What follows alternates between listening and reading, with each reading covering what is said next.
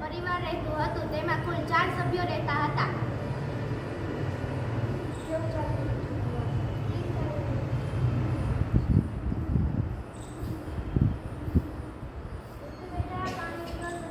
હા મમ્મી.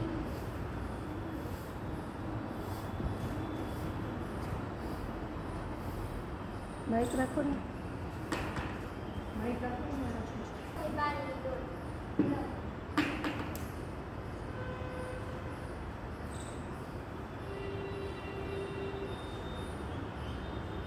આ બાજુ જોઈને કરો. મમ્મી આટલા પાણીએ તો નહીં થાય. બીજી પાણીની ડોલ ભરતા આવ.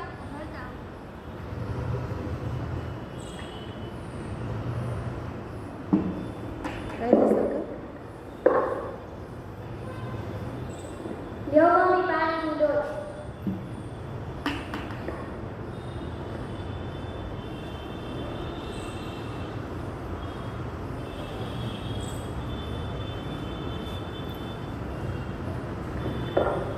આવો આવો જય શ્રી કૃષ્ણ. જય શ્રી કૃષ્ણ. આવો અંદર આવો. એ માં. આવો અંદર આવો. બેસો. હવે બધા એક સમય આવે શું કરશું? હવે આપણે બધા થોડાક નજીક નજીક બેસી જઈએ. સામું જઈને બેસો.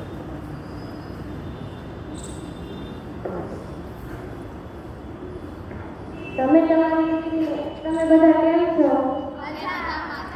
તમે કેમ છો? અમે પણ મજામાં છીએ. તમે તમારી દીકરીને કઈ સ્કૂલમાં ભણવા બેસાડો? મેં મારા દીકરીને જીટી સ્કૂલમાં ભણવા બેસાડી છે. હોસ્ટેલ પણ છે, ખૂબ સારી છે. અત્યારે ત્યાંથી જ જાય છે.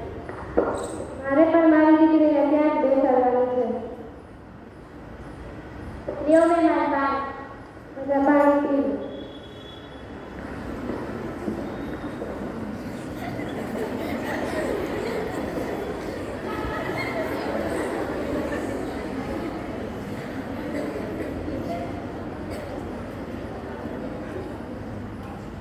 અરે મહેમાન, આવવામાં ટ્રાફિક તો નહોતું લાગ્યું?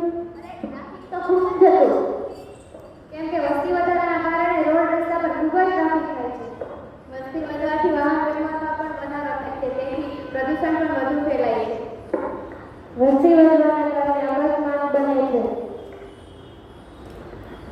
આપણે વૃક્ષો વધારે વાવવા જોઈએ. જેથી કરીને ઓક્સિજન વધે અને કાર્બન ડાયોક્સાઇડ ઘટે. ચાલો આપણે બધા જોવા જઈએ.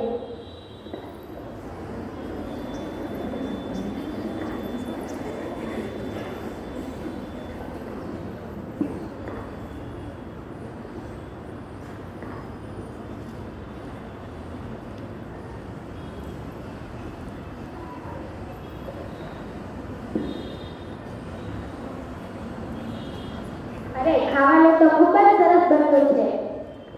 આભાર.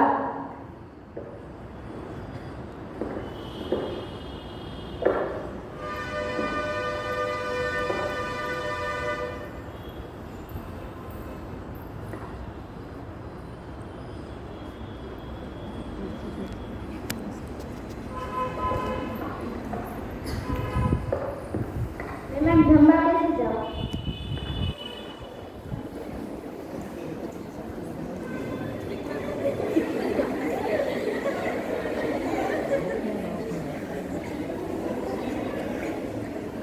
મમ્મી જમવાનું તો પતી ગયું. હવે આપણે શું કરીશું? વિશાલના પપ્પા, આપણે જમવાનું તો પૂરું થઈ ગયું. હવે શું કરીશું? અરે અત્યારે તો દુકાન પણ બંધ થઈ ગઈ હશે ને આજે તો રવિવાર છે. કાંઈ વાંધો નહીં, ચાલશે. આપણા દેશમાં વસ્તી વધી રહી છે ને તે માટે ખોરાક ઘટી રહ્યો છે. તો આપણે ખોરાકનો ઓછો આપણે જરૂરિયાત પૂરતો જ ખોરાક વાપરવો જોઈએ. જો ખોરાક વધ્યો હોય તો કોઈ બીજાને આપી દેવો જોઈએ, જેથી કરીને ખોરાકનો બગાડ ન થાય. હવે મહેમાનને હાથ ધોવા લઈ જાઓ.